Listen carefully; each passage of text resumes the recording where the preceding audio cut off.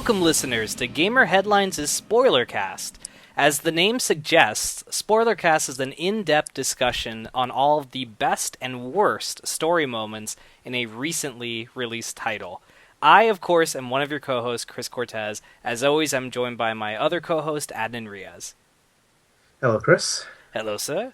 And we are joined, of course, this is, of course, Game of Thrones, so we're joined this week by a special guest, Rebecca Kelsey, my lovely wife.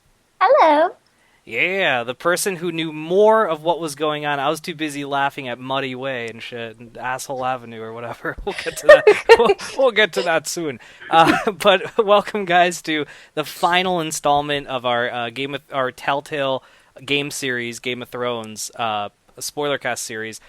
This is episode 6, The Ice Dragon, and this is the finale. Well, kinda. We'll get to that later, but it's the finale of this season, and it's crazy, man. We're finally. I feel like we just started. Well, actually, to be quite honest, this started almost like a year ago, right? A year ago, yeah.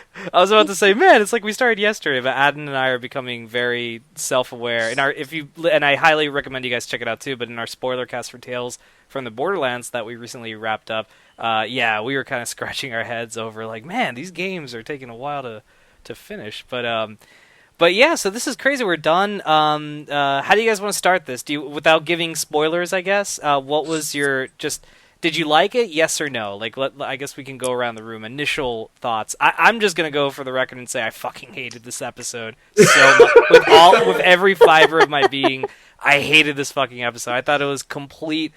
Look, nothing against the people who make the game. I'm sure for sure they worked their asses off on this, and I'm sure they didn't want to release a shit product. But oh my god, I fucking hated this episode so much. Like, it was terrible. That's my thoughts. To set the mood, to drive us on to Muddy Way here. I was half and half in this episode. I really liked it at the beginning. Mm-hmm. I felt like it was balls deep in the action. Yeah. And, like, half my kind of moments, like, just everything was kind of, like, wrapping itself up a bit. And then towards the end, I was like, you've done, like, a deadly sin of unwarranting a second season without deserving, like, without giving a fantastic conclusion to lead up into a second season. Yep. There were too many plot holes, loose threads to be, like, wrapped up. I knew that episode six episodes, and they still didn't wrap up the story. I knew that when we got to episode 6, there was going to be so much stuff they wouldn't cover. I think, like, more kind of like thinking about it now in hindsight, I think it would have been better just to do each episode on a specific character, or maybe done a specific character and split them halfway with Asher Forrester, Roderick, and Ethan. Mm-hmm. So it's two controllable players in, like, one episode, because you have to carry that story. That story should have extended throughout the entire 6 episodes, and then other people should have been plopped here and there. Because, like, with the Mira Forrester, like, storyline, I was kind of, like, raising eyebrows about the entire thing.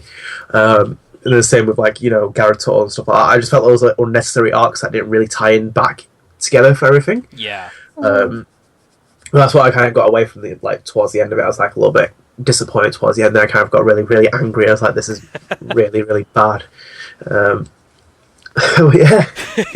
That's a lot more well thought out than my shit muddy. This game was driven all the way through shit avenue. Which, by the way, let me just put that out there. In the game, there's a moment where this guy's like, "You have to go follow the muddy way." And I started cracking up because I'm like, they named like a street or a place like Muddy Way. Like, why not call it like, Caca Avenue or like Shit Street? I don't know. It just made me think of like disgusting thoughts. So I was cracking up, man, for such a long time, and laughed way too much than I should have. Way too much. Yeah, Rebecca was like, okay, we gotta really fucking play this game. You were like, let's play this fucking game now, all right? Come on. I'm like, yeah, you're right, but fucking Shit Street. So I'm sorry. Even when the polar bear was there, you were still laughing Oh about my Shit god, Street. the polar bear was so cool. He's like, I am being very legitimate. He's one of my favorite characters. He was so awesome. He was a badass. That polar bear. He sets the stage for polar bears in video games. Not since Altered Beast has there ever been a greater polar bear in a video game. So I just want to put that out there. But to kind of move back to Spoilercast territory, now that you guys know that story, what did you think, Becca? What was your thoughts on it? I like what Adnan said about having it focused on one character rather than going back and forth and just having each episode be about one person, and then have it kind of be almost out of order, like have us see everything for one person and be like, wait, well, why did she need that? And then as the story progresses, we get the whole story behind why people are acting this way. I think it would have made it more engaging, especially since Amira and Garrett's stories were a lot slower paced. It would have just been a nice, calm episode with just one character going through the motions or whatever, rather than interrupting the action with something that slows the whole plot. But it was very, like, there was certain moments where I felt very nervous for characters, and there are things that were justified in their nervousness because some people are dead. Like, everyone died, basically. Like, but, it was fucking Reservoir Dogs at the end of that episode. Other than those nervous moments, I found myself very bored. Yeah, likewise. Yeah. You kind of like rolling your eyes. What I kind of find with these episodes is that it's almost like when you transition from characters, it's like a mini episode within an episode. Yeah. It kind of gets like borderline Inception level where you're like, right, and like kind of the engine is really slow, and it was taking time to load up, like, you know, between each character. I kept like, you know, scratching my eyebrow like, whilst I was waiting for like the next scene to load up, because like, kind of like, you know, rolling, because there's so much going on, and I feel like this is the kind of thing with Game of Thrones, is that when you watch it as a TV show and even reading the books, like the books are all done in first person and from someone's perspective, but when you watch a TV show, it's so hard. In the first season, someone watching it will probably not remember half the characters, because it jumps from King's Landing to this place, this character's there, Littlefinger's here, Varys is there, and you kind of like almost lose it a little bit, because it's like the guy who wants Mira to marry him in this episode. Near the end, I can't even remember his name. Like, I'm sorry, it's just like you kind of get to that point where meeting so many characters. Like, yeah, there's Asher, there's Cars, there's this person, there's this person. I like you have to assign them names. Cause I'm like, I don't know these characters. They don't have enough time on the screen to really get my kind of like, you know, attention. Mm-hmm. It's not like Borderlands where, like, you know, as soon as they injected Gortys into it, everyone was like, we're in love with Gortys. Or even when you had Vasquez, or you had you know, Reese or Vaughn. All these characters are memorable because they had distinct traits and they were all complementing each other, yet these ones were so sporadic and placed in different storylines. None of them came together, because I think me and Becky must have said this, like in one of the earlier Spoilercasts, we thought Mira would eventually make it back to Ironrath. Yeah, with like reinforcements. Yeah. Oh, well. You're like, hey, I got married, here's his army. From Buddy Lane. It'd be like the scene in Lord of the Rings when the elves come and at like the gates or whatever in Two Towers, and it's like doo-doo-doo. It'd be like literally the same thing. Marriage alliance, doo-doo-doo-doo-doo. Like, you know. But it's true. Like, I feel like we almost made better ideas for stories than what we received. I mean, like, I really think like some of the stuff we came up with was like way more interesting than what actually unveiled, and like Adnan mentioned, like plots went fucking nowhere. Yeah. Like, his name was Morgan, by the way. I just looked it up. Or Morgren. Yes, it's Morgren, not Morgan. I think. Yeah, that would be too normal. Yeah, it's too long for King's Landing. Along with Muddy Lane as well. But yeah, I agree. The story kind of went nowhere. Or at least with this finale, it went nowhere. I guess let's kind of like dig into like our choices, and you know that we always do this. It kind of helps guide our story. Or wait, were you sorry, Adnan, you were gonna say something? No, I was gonna say, like, with what you're saying now, like we all went with Asher Forrester to be the main character. So that's something we should just mention now, that we all three of us were playing as Asher Forrester. Yeah. Episode 5 had the big conclusion. We all chose Asher over Roderick. Which actually, Becca looked it up online. Dude, apparently, like, it's very different if you play as Roderick. Like, like your attack is like at nighttime and all this other stuff. I mean, we didn't see that, so anyone watching that, you know. But all right, we'll stick to what we got. So yeah, we both start off with Asher as, you know, our main characters, and what's it called? Yeah. Sorry, can I say I kind of regret that as well, because when I got back to the castle, I realised, what was it called? Roderick's wife's there, and I had a marriage alliance. Yeah, Elena, I had a marriage alliance with her. She was really upset. I was sitting there like, shit.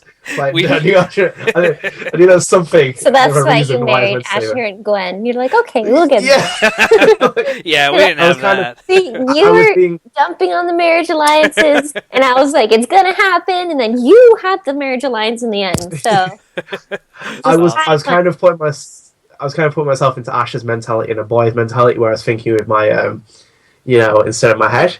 So I was like, let's see what happens. We didn't have that, dude. When we came back, it was just like, well, we don't got shit, right?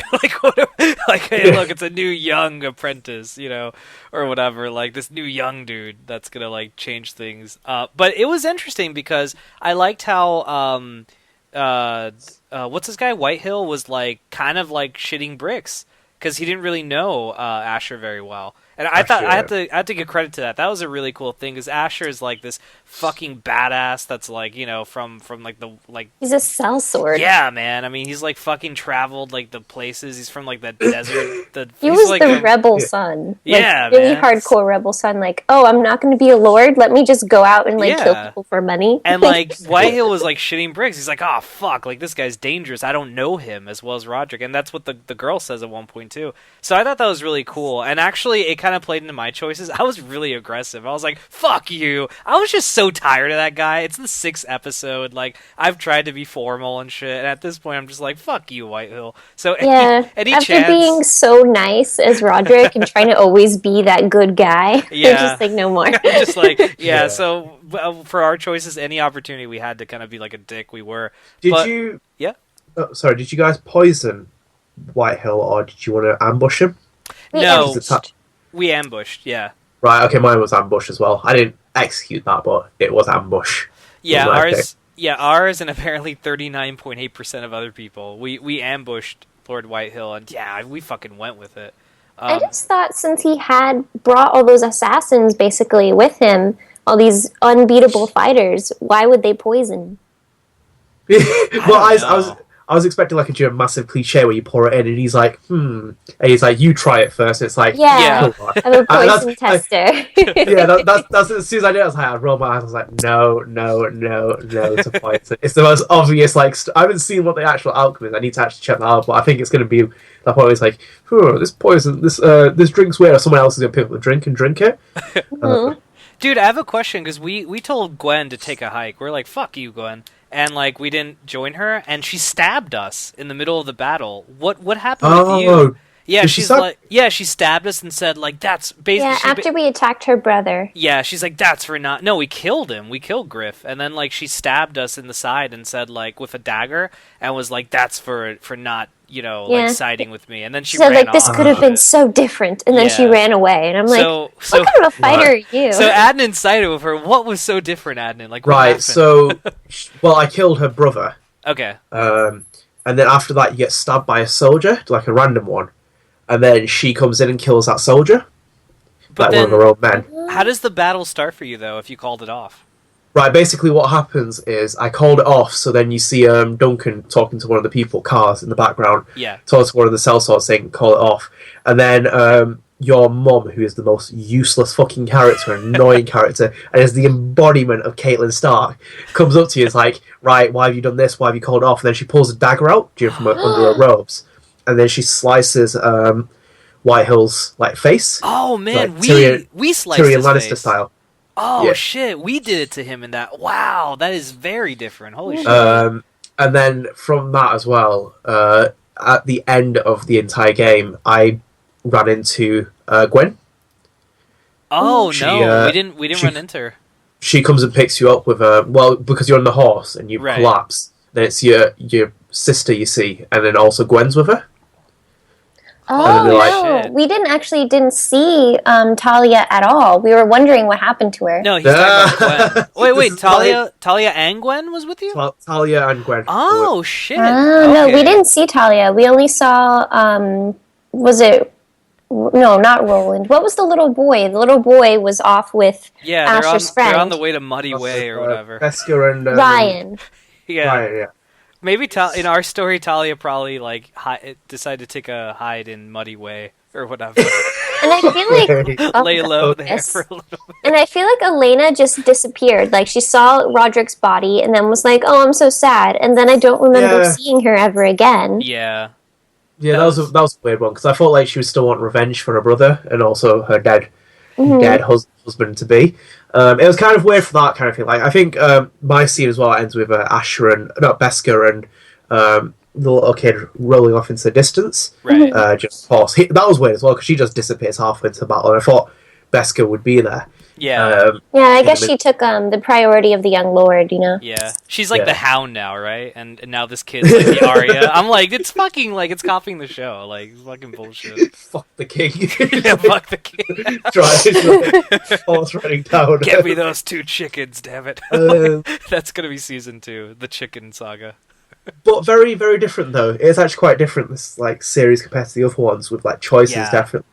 Because I didn't realise that was my ending. I thought that was kind of like cool, the fact that Gwen was kind of siding with me, even against like White Hill's kind of like. Yeah, that is cool because she's like, you know, my husband. No, I can't talk today.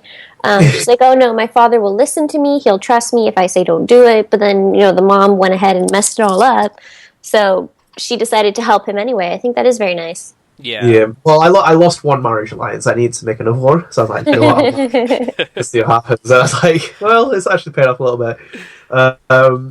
It was kind of an epic battle as well. I think like there's one of the choices I made as well, and that was I chose to save the people instead of reinforcing the gate. We tried to reinforce the gate, and everyone died, and they got through anyway. Yeah, I think defending the North Grove, we both did that. No, defending the gate. Remember when we could choose sacrifice your little people, or get to the gate, but we didn't even make it to the gate because everyone kept beating us up on the way there. Yeah, that's true. That's interesting. I decided to save people, so I just got a few people saved from that. Dude, it was cool. I like the Asher kind of like warrior style they had, like with his montage where you're killing people and making your way up to White, and he's like getting fucked up to like beyond belief. I even love the choices as well. When all the soldiers are facing you, it's like not in the face, iron from ice, and I'm sorry, what's it called, Roderick? Yeah, and like there's the 3 choices, and then cars come swooping in. Yeah, he's like, I got you, Snake. Not today. Get out of here, Snake. Yeah, get the hell out of here, Snake. Also, how in the world did he survive? He had a freaking sword through his chest. Yeah, it's a suspension of disbelief. This is the funniest part because I was laughing during this entire thing. When that horse is like riding down, they kill the other person on the other horse. They shoot the horse rider, and they fire like 50 arrows, and they miss Asher in every single shot. I'm like, Whitehill would be like, you're dead. Every single one of you missed it. That is just pathetic. Strapped on. Like, he's just like bumping along unconscious. Like, how? What is it I told you? It looks like they're humping the horse. When it was the close-up shot, because you just see their character. It was really jerky and awkward. Like at that point, I was so pissed. I was just taking like stupid pot shots off of the game. It was kind of like it was the 14-year-old in me that still lives, but that shit was hilarious. Along with Muddy Way, dude. I noticed you actually butchered Cotter for the blood magic ritual. We gave him merciful death. We did the poison thing. I'm so fucked up in this episode. I don't know what I'm doing. So dude, what happened? Because for us, this is what happened. We went in and she gives us the fucking nice dagger, and she's like, so and so would want this. And then like we're like, all right, great. And then she's like, all right, now kill him. And we're like, fuck you. And we gave him the poison, and he just kind of like dies. He like dies peacefully, and then everyone's like, what do they say, Booga? They like walked away, and then they're like, they say something like, we have to burn him or something, but everyone's really disappointed. Oh, and one person tries to like attack you, and the girl kills the person or whatever. That very much confused me, like that they're all under her spell, like they don't have free will. Yeah, that was kind of weird. That was weird. Well, see, this is the interesting part about Garrett Tuttle's storyline, because I thought that was the more fascinating thing that they actually put in there. Aside from the fact that they are bastards of yeah. Are all of them? By the way, all of them are bastards, right? Well, two of them are. Oh, Yeah, two. we Oh, I weren't thought it was sure the whole if it was the clan. two Yeah. or if everyone she's controlling. And And I'm I like, was you like- really don't care about your siblings. And I was telling 'cause- Becca, like, what's the Forrester, like, mentality? Like, Forresters never pull out. Like, what the fuck, man? Like, I really sincerely thought they were all his bastards, and I'm like, damn. So it's just the because two they all then, had similar character models. They all had very similar noses, so I was confused. I was like, "That's how did he have that much?" Like, Yeah. he had a lot of dippings. I But don't know. that's a little... Okay, that makes more sense. That's way more Yeah. believable. That's just the two, yeah. That part was really interesting, the storyline that they actually threw that in about the blood magic and everything else, and kind of like delving deep into like what Melisandre has in the books and the other parts, like, you know, of like Westeros. You don't know, like, kind of the mystique about having How those to kill abilities. them. Because what I did was when you cut Carter's heart out, you rip it out, which is kind of like fucking freaky as it is. Yank out of his chest, and then you hold it over the fire, and she causes, like, she says some kind of like incantation, and then from that, like, all the her warriors are kind of like closing in on you, almost as if they're like ready to betray her, and then when she does the spell, they kind of like back off, and she gets full control over them. Oh, wow, okay. So her thing strengthens over them. That's interesting. Yeah, so no one's did that, because I mean, like, Sylvia gave me that nightshade, and I was like, fuck this. I was like, cause honestly, when I was in that room, she's like, you have to do it. I was like, I'm gonna die if I stay in this room and don't do it. So I was like, right, okay. I just got rid of the nightshade and cut him open. They were really two cool characters though they brought in. Yeah, it would have been nice to have them for 2 episodes, like 5th and 6th. I think it would have had a lot more interesting idea for him. Yeah, this is the funny part as well. I 41% of people decide to stay at the North Grove, despite the fact that I don't know what the fuck the North Grove is. Like, and I was just like, what? Like, it kind of makes you think about everything that's happened so far. He sent him up north to get to the North Grove to defend it, and yet you don't know what it is. Yeah, like... Yeah, so I we chose to defend it. Oh, sorry, go ahead. No, I think it's because of that special fire. Because it didn't look like, I mean, obviously it was blue because it was really hot, but it looked like it was special because of the way that it was killing the White Walkers. They call them whites. There's no difference between whites and White Walkers, is there? No, I'm not. White Walkers are that guy that's the general. Okay, so they're like the head whites. Yeah, they're just kind of like wandless zombies, if anything. Because I figured something to do with the iron tree. I mean, the iron wood or whatever, when it's burned a certain way, it can kill a walker because it's made from iron or something. I don't know. So I figured that they needed to protect that resource, but I don't know exactly why, and he didn't seem to question it. No, he was just like, well, the guy who died told me to do it, so I'm... and it's like, all right. Yeah. I think I understand the part that's... Like, one of the other things was, here's a really funny point. This episode's called The Ice Dragon. There's no track. Am I missing something? I don't think once. Like, I think did they? Wait a minute. Did they say what was that constellation at the beginning when he's trying to find the location? Was that called the Ice Dragon or no? I don't think so. I don't think so either. Yeah. I don't know what the context is. 'Cause I remember I was talking to. I wrote my reviews like last Stranger. I was like, there's a very good meaning behind each episode, like the Chaos Theory, Polarized Dark Room. All of them have meaning, and every single one you can relate to why they've specifically chose said word to be in the title of a specific episode. But then when I looked at it, I was like, okay, the Ice Dragon, right? And then I kind of played it. I got to the end, and I was like, right, okay, am I missing something? Or am I missing something metaphorically? Or so I was like, kind of like plowed back into it. And I was like, no, I've missed something. There's no reference of an ice dragon or seeing an ice dragon. And I was like, this must be like the HBO budget cut or something where they cut out the game completely because they couldn't afford it. No ice dragon here. Get the fuck out. That's what I thought the North Grove was. That's where the place where the ice dragon slumbers. Yeah. And that would be more interesting. The fact that there's a dragon beyond the wall. As like if it had, because it would have made more sense if the dragon would have been there as sleeping. It had that, as Becca said, that fire. That's got a bit of magic behind it, because then it would be like, it can wipe out like race of White Walkers and whites and everything else. I mean, it would have given that character too, like that. Remember, you brought a good point. Like his story goes nowhere.